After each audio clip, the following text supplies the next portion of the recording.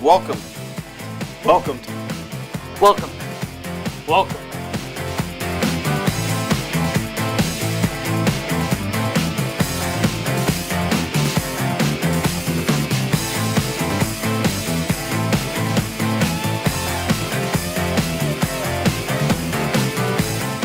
Welcome to Sports Talk, to Sports Talk, to Sports Talk, Sports Talk.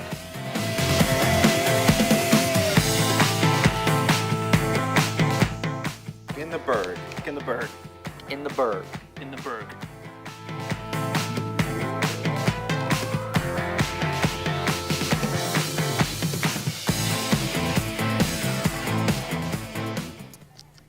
And welcome back, ladies and gentlemen, and welcome to Sports Talk in the Burgh. Thank you so much for joining us. I am Nick Hedrick, your host. I've been sent over here to Exile Island. And now let me introduce to you today's panelists. First, we have the man with the luscious whiskers, Adam Maluso. Then, the Italian stallion, Michael Shuley.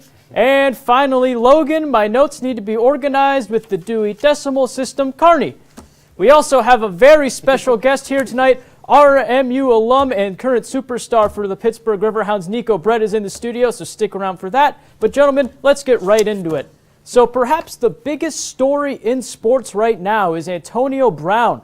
Yesterday, Brown thanked Steelers fans for their support over the years. It was also reported that he officially asked to be traded after months of speculation. Oh, AB, why'd you have to go and make things so complicated? So, do you guys think AB can be replaced? What can they get for him?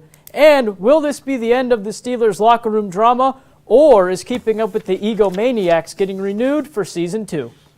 Well, I'm going to start us off here, and Antonio Brown, to keep up with the Avril Lavigne reference, is going to say, see you later, boy, to the Steelers, and get on out of town.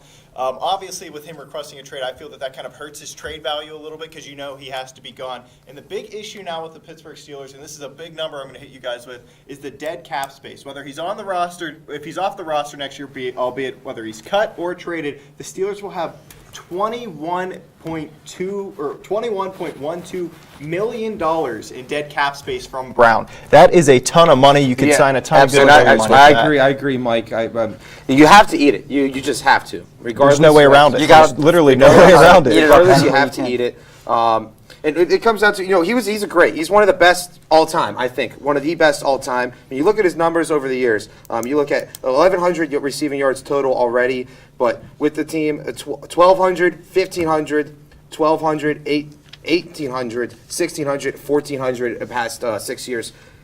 7 years. So that's phenomenal. Yeah, no player has done that before. And besides Jerry Rice, who is by far the greatest. And the problem is here, I don't think you're going to get anybody to easily replace him or Le'Veon Bell because, as you just mentioned, Logan, I totally agree with you. Those numbers are monstrous. And the problem here is, you know what? Everything I've been hearing around the Pittsburgh area, people are either saying, hey, good riddance, see you later, or they're saying that, well, we wish it didn't have to come to this. Bottom line, you're not going to be able to have just singular people like Juju Smith-Schuster or James Conner stepping up to make a difference because they're just not going to be able to replace them. Why don't we take a look at his quote right here about what Antonio Brown exactly said in regards to leaving the team. It's crazy what's been going on too. It's like he's a free agent. Thank you, Steeler Nation, for a big 9 years. Time to move on and forward. Peace sign. # new demands. And of course, he's been very active in social media. He even sent out, I think it was a Twitter post. I don't know if it was Twitter or Instagram,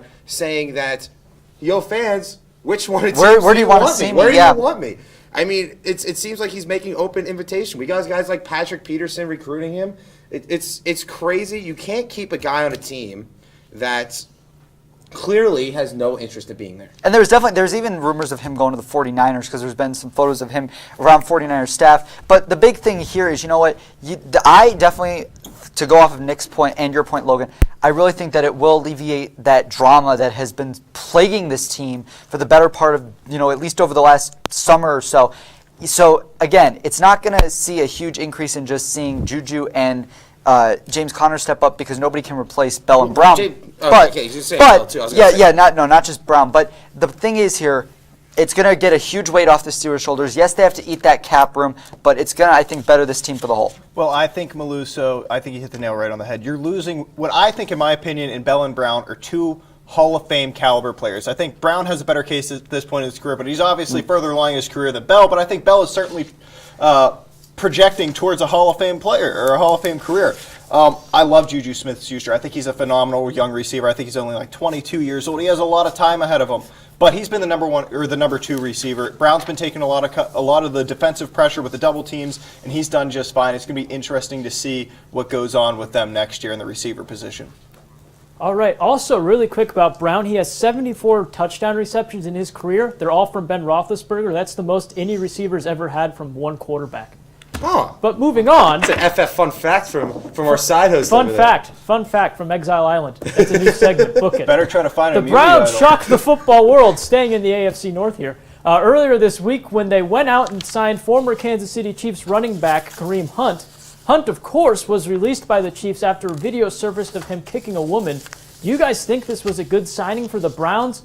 And more importantly, should he even be getting another chance to begin with? Well, here's the thing. I think you got to look at the ethics of this whole thing, and that's what it really boils down to. You know, he's a good offensive talent, but I really don't think that there's any place for any of this kind of behavior. He's not just good offensive talent. Well, he's a phenomenal offensive talent. But the problem is there's no room for this kind of behavior in and out of football. I can see why the Chiefs released him. And yes, it's a good pickup by the Cleveland Browns, but the overarching tones of this whole situation, you got to look at, is that going to come back to haunt the Browns and Kareem Hunt?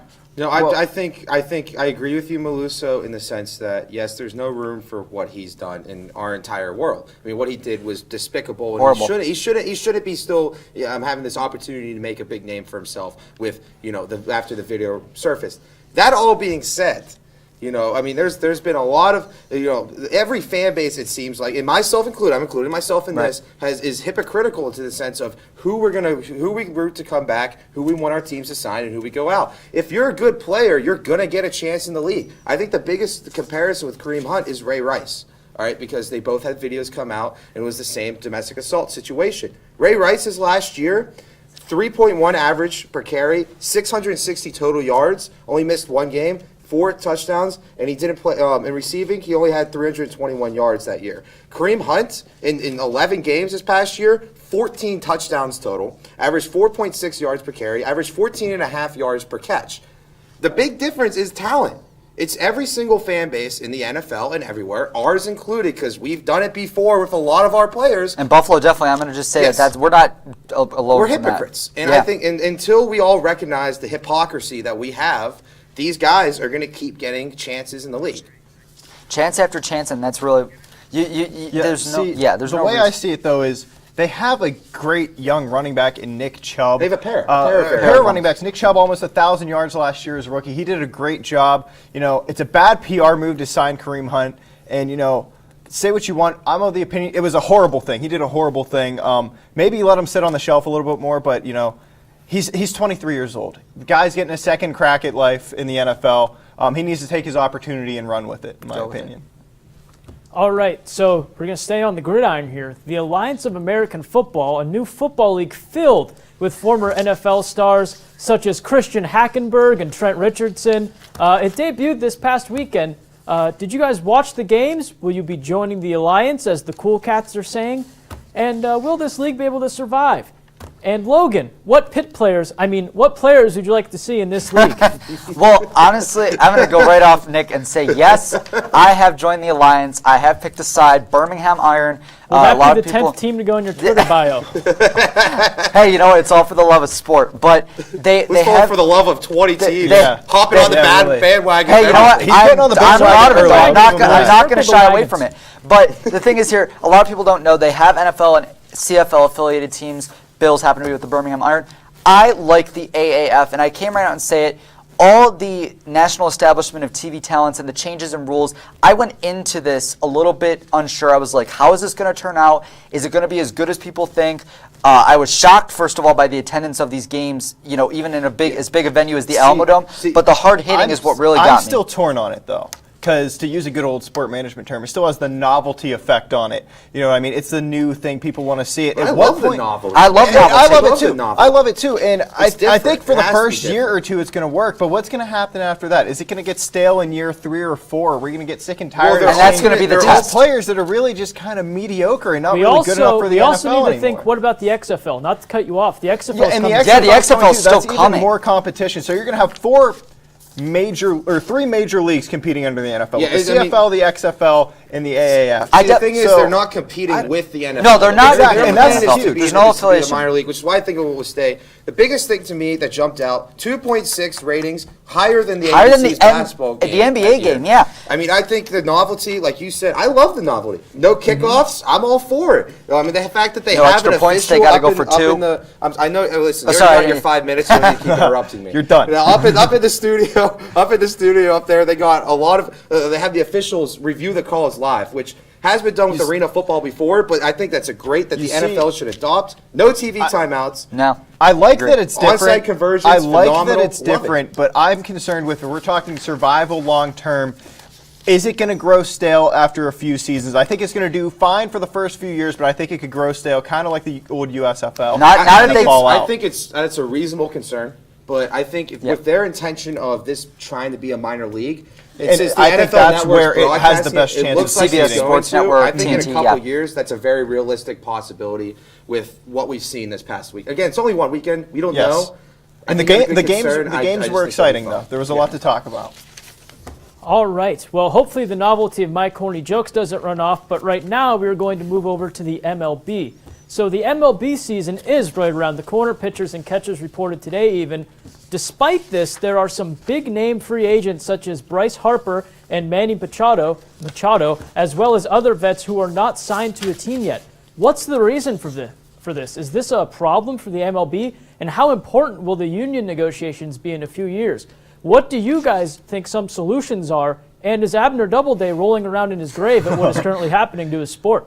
Well, let's just start off. Abner Doubleday didn't actually invent baseball, so we'll just. I knew that. Bam. I knew that. Bam. Moving on, Words though, I from mean, Logan. it's a huge problem. And the fact of the matter is, Bryce Harper is arguably, the face of the MLB. Arguably, I would agree on I that. think Trout's the better player by far. I think Trout should be the face, but Harper is more marketable than Trout, just because of his personality.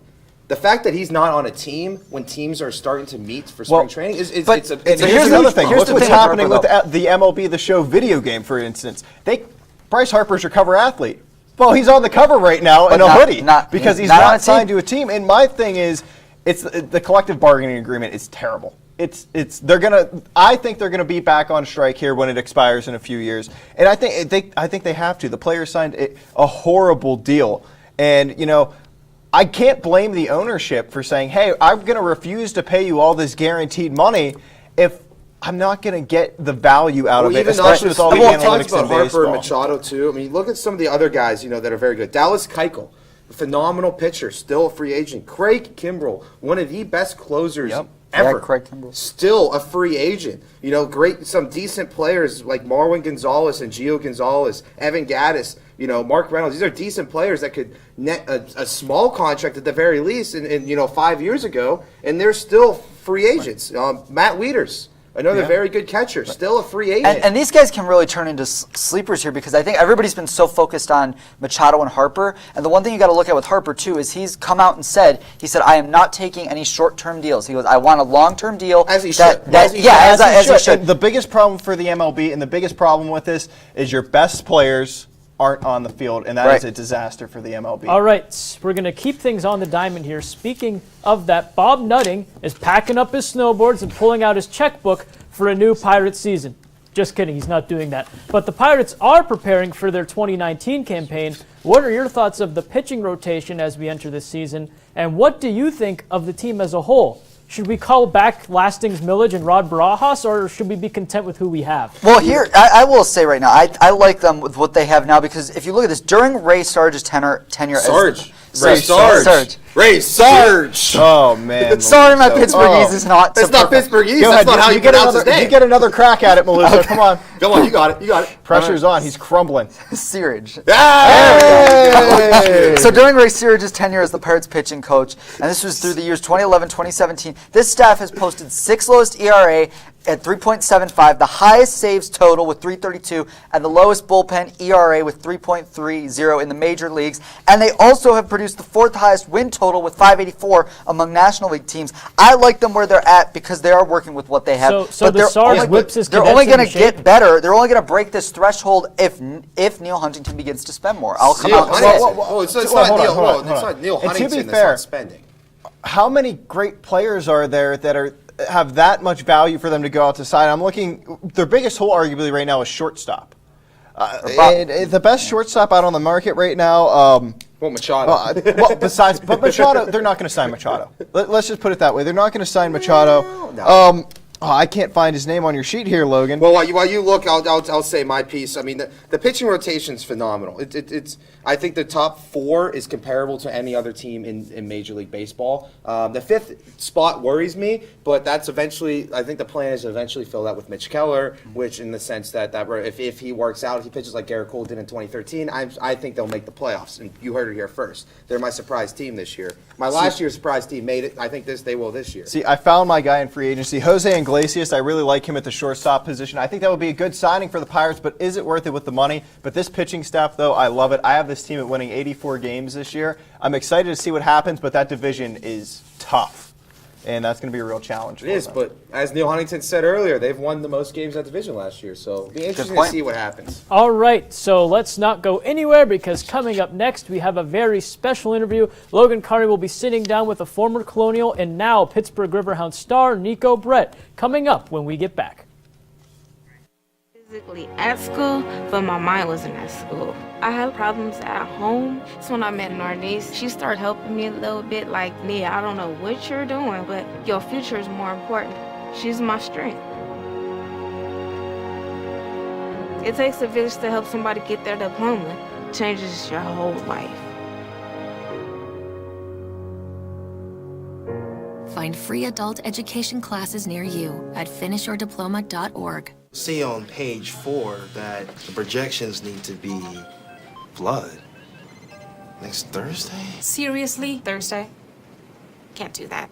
This is really inconvenient. I have yoga that day. I have no time for this. So, I can't do Thursday, but I can do Friday. Disasters don't plan ahead. You can. Talk to your loved ones about how you're going to be ready in an emergency. Don't wait. Communicate. What to expect when you're expecting Like here. a teenager. Today, I'm going to show you how to team-proof your home. First step, hide the car keys. Preferably somewhere they would never look. Challenges will come up. Be ready for them. Hi, honey. I'm ready for the... Mom, you don't use mannequins in the mannequin challenge. You don't have to know it all to be a perfect parent. Thousands of teens in foster care will love you just the same. Home fire drills give your family a plan of action. In a home fire, you may have less than 2 minutes to get out. So when you drill, show everyone 2 ways out of the house, pick a safe meeting spot, and get there in under 2 minutes. Then practice home fire drills at least twice a year. You can even make them fun. So everyone knows the sound and exactly what to do when they hear a smoke alarm. Go to ready.gov/fire drill and learn how to prepare your family for home fires. And welcome back to Sports Talk in the Burgh. I am still Nick Hedrick. You've heard of Larry King, you've heard of Joe Rogan, but the best interviewer in the game, Logan Carney, is sitting down right now with our special guest, Nico Brett of the Pittsburgh Riverhounds. But first, here is a video package highlighting our special guest.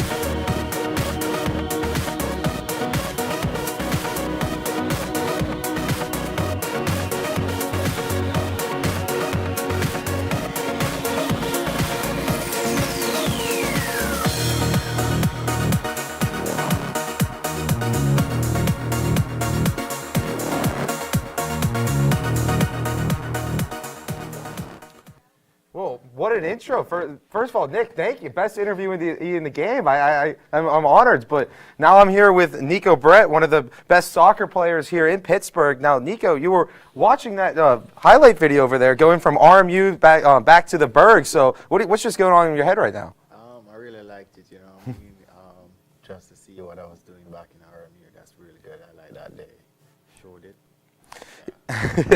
Yeah. So you talked about what you feel, being back here at RMU. So what exactly, is it like being back at Robert Morris after, I believe, 4 years? Yes. It feels good, when I was like driving in, I saw the Civil Center, the new building. I was like, wow. This is where I used to go to school. It looks really good, and I like it. I like the progress and everything, so it's pretty good. So do you still follow the Robert Morris team, keep in contact with the coaching staff? Right? Yeah, actually I do. If I can come up for a game. Last year I came up for a few games. Whenever I can't, I try to watch it online. So all these years ago, you came from Robert Morris. You came to Robert Morris from Jamaica. So what made you? I mean, they're not exactly, it's not exactly neighborhoods. They're not exactly recruiting pipelines. So what made you come to Robert Morris?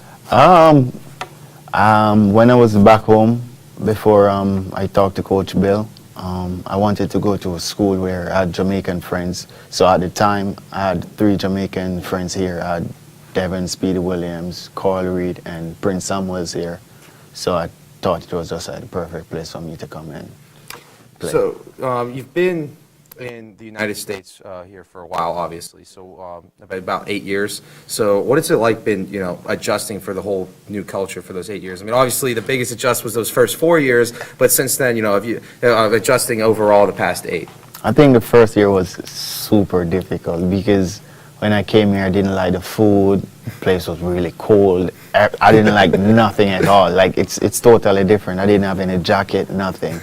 So after a while, I just I learned pretty quickly, and I have my boys there to support me.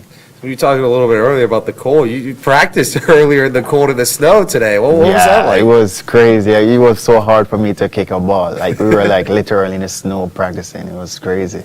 So moving on to the Riverhounds. So did playing outside or did playing for Robert Morris just outside of Pittsburgh, did that have any effect whenever you were looking to jump onto a new team and coming back to Pittsburgh for the play for the Riverhounds? Yeah, it does because it's like right out there. The Riverhounds is right out there. Everyone in the club, they already knew about me because of Robert Morris. So I have to give thanks for Robert Morris. So you led the team in goals, the Hounds, this past year. Yes. And the team also had a lot of success as they hosted their first ever playoff game, their first ever home playoff game.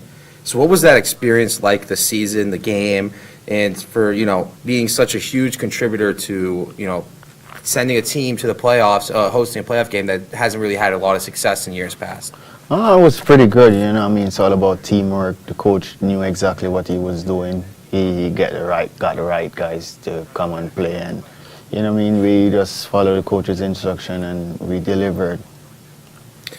So not only did you lead the team in goals and points, but your 37 point total last season is 3rd in team history for the Hounds. So what have you been doing to try and top that so you can move to 2nd or 1st? And also, what does it mean like to be, when you look at the record books, you see your name right there? To be honest, I don't really follow the stats a lot, but it's good after the season you realize what you have achieved.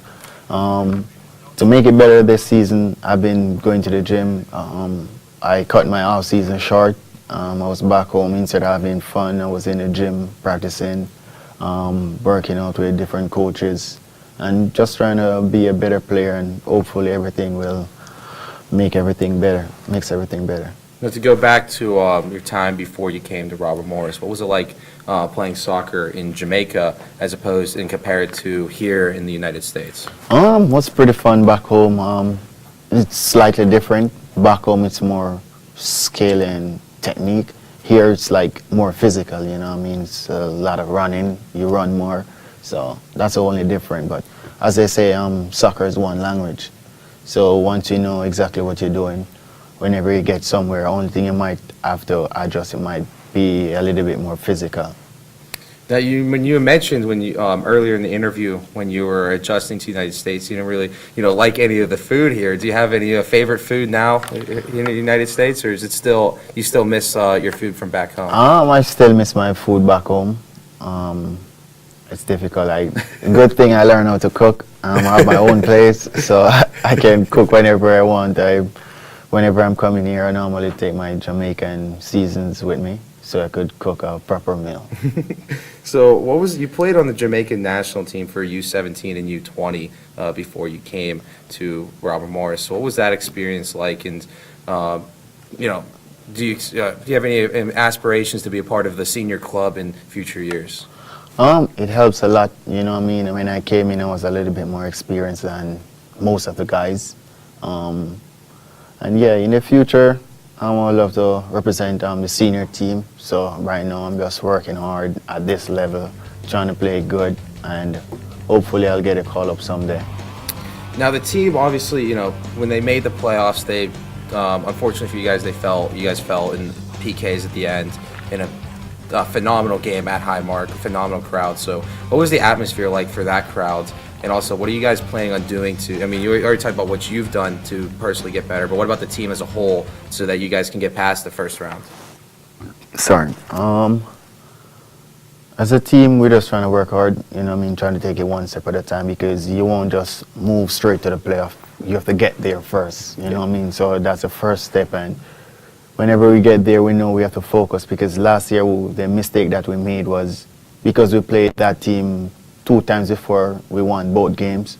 I think we didn't concentrate 100% right through the game, so that's something we have to work on, you know what I mean? So just got to be concentrate a little bit more.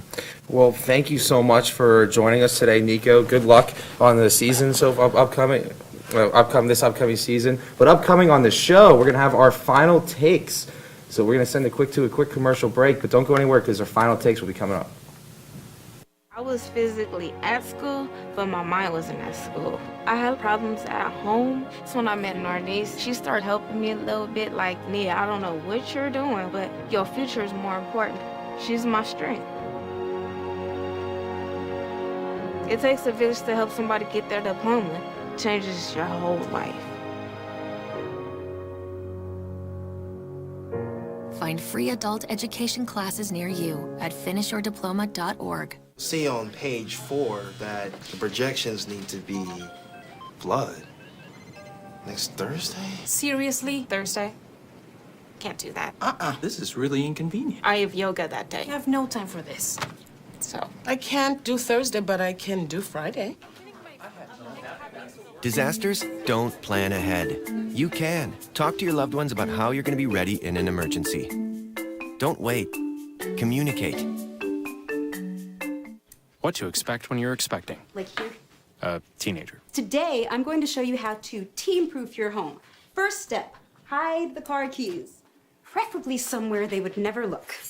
Challenges will come up. Be ready for them. Hi, honey. Ready for the... Mom, you don't use mannequins in the mannequin challenge.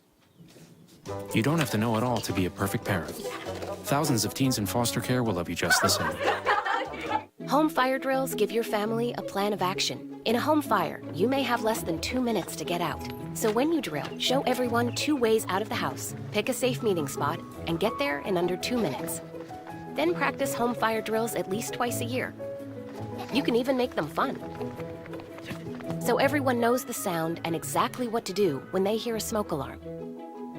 Go to ready.gov/fire drill and learn how to prepare your family for home fires. All right, welcome back to Sports Talk in the Burgh. It is time for Final Takes, a.k.a. saying things with the comfort of knowing the other guys can't start yelling at you. It's a very refreshing feeling. I had Adam Maluso starting things off, but Logan Carney waved his creative control clause in my face and demanded he went first before finally telling me Adam could go first again. So without any further ado, Adam, take it away. Well, thank you, Nick. So for my final take tonight, Sorry, we actually Wait, got change Mike- of plans we here. got Looks like Mike my first. final take is actually first. Haha, Maluso. Okay, I'm I'll plotting wait. against you. For my Sabotage, first Chris. ever final take here, I'm going to talk about the team that is nearest and dearest to my heart on campus. It is probably Maluso's favorite team, too. I'm talking about the RMU men's hockey team. Last year, they struggled in the regular season, but I stuck with them, and they made a run all the way to the championship game, proving me right. However, this year's been rough. Since the start of the new year, the Colonials are 1-9, and they are currently on a 5-game losing streak. The offense has been bad. The team has the second worst offense in the conference in terms of goals scored, and this team cannot stay out of the penalty box for the life of them. They lead the league in penalties and penalty minutes, and they lead in penalty minutes by 50 minutes. That's almost another entire hockey game. They have 2 games against Holy Cross this weekend, and they need to win these games. They need to start their push now, and why not? This team is full of young talent and potential, and there's been flashes of it so far this season, such as being tied in the third period with St. Cloud State, who's one of the best teams in all of college hockey. Consistency is the key, and the cliche in hockey is playing a full 60 minutes. The Colonials need to start doing so and start right now. We're completely changing this up. But it looks like Maluso. I don't even know where Maluso is. I guess it's my turn. So Henrik, I guess you should have listened to me before the show. But yeah, the Pittsburgh Steelers are an absolute dumpster fire right now. But who exactly needs to step up to fix that? While one of my colleagues on this desk said that Ben Roethlisberger can easily be argued as the worst leader in the history of the NFL, completely forgetting the fact that a guy that played during the same era as him punched a teammate, and another in Minnesota was caught on camera screaming at his teammate who ran the wrong route. While I do think that statement is ridiculous, I also believe the root of what he believes in that Ben Roethlisberger does need to step up from a leadership side of things. It's no coincidence to me that the 2 biggest headaches on the Steelers of recent years were on the offensive side of the ball and not the defensive side of things. And while I genuinely believe that a lot of the headaches will go away when Bell and Brown eventually move on to darker pastures, I think this upcoming season, you like what I did there? I think this upcoming season is important for Roethlisberger as a leader. He needs to step up and help end the type of distractions that come from his side of the ball. And we're going to Nick, I guess. Oh. So, well, this is... And you know what, Maluso? Just wing it. Just go for it, pal. You got it, Maluso. It's in your heart. We all know it. You love this. For my final take tonight, I want to address the buzz that has been surrounding the new Alliance of American Football. Now, I will admit that I just found out about this league within the last 2 weeks, and I was cautiously optimistic because of the amount of major TV networks that were immediately put onto this new league that just formed and the new rules. They had me cautiously optimistic to watch. I'm proud to say that I've proudly joined the Alliance, and I loved the game between San Antonio and San Diego, particularly the hit by Sean Washington of San Antonio on San Diego QB Mike Barakovicki. And we are going it's going to be a great league. I think that it will survive for a good couple years at least to see how it gets going, but be wary not only Roger Goodell of the NFL, but Vince McMahon of the XFL, because I feel that the AAF is a fixture, and it's here to stay because they have made an impact. And with that, that'll do it for us for Sports Talk in the Burgh. Thanks so much for watching, and be sure to join us next time.